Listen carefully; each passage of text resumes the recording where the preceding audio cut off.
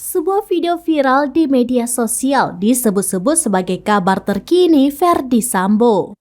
Ferdy Sambo dipidana mati berdasarkan putusan Pengadilan Negeri Jakarta Selatan pada tanggal 13 Februari 2023 atas permohonan banding.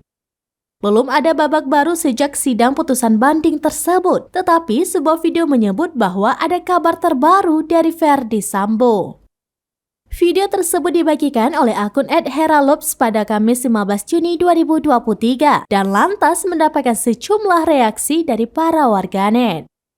Dalam narasinya disebutkan bahwa banyak yang menanyakan kabar Ferdy Sambo, lantas ia membagikan sebuah video di akun tersebut. Netizen pun mengatakan bahwa wajah pria tersebut benar-benar mirip Ferdy Sambo. Pemilik bengkel las Teralis Podomoro, Yogi, mengatakan bahwa sosok tersebut bukanlah Ferdy Sambo. Menurut Yogi, pria tersebut adalah mantan karyawannya yang bernama Adi. Yogi menjelaskan kejadian dalam video saat mantan karyawannya itu membengkokkan besi dilakukan di bengkelnya yang beralamat di Batu Aji, Batam sekitar 3 hari yang lalu. Dia mengaku kaget ketika melihat video disertai narasi yang tidak benar itu.